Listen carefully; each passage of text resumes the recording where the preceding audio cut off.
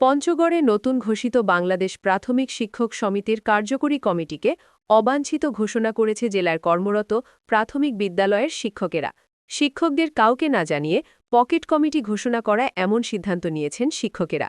শুক্রবার 10 এপ্রিল বিকেলে পঞ্চগড় 2 নং সরকারি প্রাথমিক বিদ্যালয় চত্বরে আয়োজিত এক মতবিনিময় সভায় জেলার 5 উপজেলার শিক্ষক প্রতিনিধিরা এতে অংশ নেয়। বাংলাদেশ প্রাথমিক শিক্ষক সমিতির পঞ্চগড় জেলা আহ্বায়ক নাসের বাবুলের সভাপতিত্বে মতবিনিময় সভায় বক্তব্য রাখেন তেঁতুলিয়া উপজেলা প্রাথমিক শিক্ষক সমিতির যুগ্ম আহ্বায়ক মকবুলার রহমান, আটোয়ারী উপজেলার যুগ্ম আহ্বায়ক রেজা আল মামুন, বোদা উপজেলার যুগ্ম আহ্বায়ক মোহাম্মদ ইয়াকুব আলী, পঞ্চগড় সদর উপজেলার যুগ্ম আহ্বায়ক কাজী আওলাদ হোসেন বুলবুল, মিজানুর রহমান রাজু, উম্মে সালমা, নাসিরুল হক, মিজান সহ অনেকেই। এ সময় বক্তারা বলেন, গত 31 মার্চ কাউকে না জানিয়ে শিক্ষক আসাদুল্লাহ আজাদ ও কেরামত আলী একটি মনগড়া কমিটি গঠন করে। উক্ত কমিটি আমরা অবাঞ্ছিত ঘোষণা করেছি এবং নাসের বাবুলকে আহ্বায়ক করে নতুন কমিটি ঘোষণা করা হবে। শিক্ষক নেতারা বলেন, গত 31 মার্চ যে কমিটি গঠন করা হয়েছে সেখানে অনেকের নাম থাকলেও তারা কেউই জানেন না, আবার তাদের সাথে কথাও বলা হয়নি বলে মতবিনিময় সভায় জানিয়েছেন নতুন কমিটিতে থাকা সদস্যরা।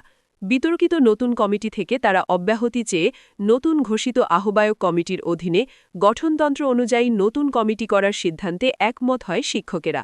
শিক্ষক নেতা নাসের বাবুলের নেতৃত্বে পঞ্চগড় জেলায় একটি জেলা কমিটি গঠনের সিদ্ধান্তে একমত হয়ে তারা পদত্যাগ করেন বলে জানিয়েছেন। আহ্বায়ক কমিটির সভাপতি নাসের বাবুল জানান, সামাজিক যোগাযোগের মাধ্যমে বাংলাদেশ প্রাথমিক শিক্ষক সমিতির একটি কমিটির নাম দেখতে পেয়ে 5 উপজেলার নেতৃত্ববৃন্দ হতভাগ ও হতাশ হয়েছে। কমিটি শিক্ষক নেতা ও সাধারণ শিক্ষকদের না জানিয়ে নতুন কমিটি করায় বিস্ময় প্রকাশ করেছে। সভায় দ্রুতই সকল শিক্ষকের অংশগ্রহণে গণতান্ত্রিক পদ্ধতি অনুসরণ করে ইউনিয়ন, উপজেলা ও জেলা কমিটি নির্বাচন করার সিদ্ধান্ত গ্রহণ করা হয়।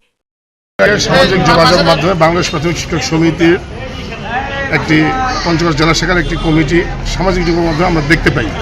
এটা দেখে 5 উপজেলার নেতৃবৃন্দ হতবাক হয়েছে, হতাশ হয়েছে যে সেটি আমাদেরকে না জানিয়ে করা হয়েছে, যার পরিপ্রেক্ষিতে 5 উপজেলার শিক্ষকবৃন্দ আমাকে নিয়ে আজকে এখানে একটি সভা অনুষ্ঠিত করেন, যে সভায় ওই বিতর্কিত কমিটিকে অবাঞ্ছিত ঘোষণা করে এবং সিদ্ধান্ত নেন ওনারা যে আমরা সকলে মিলে দ্রুত একটি পঞ্চগড় জেলা কমিটি গঠন করব।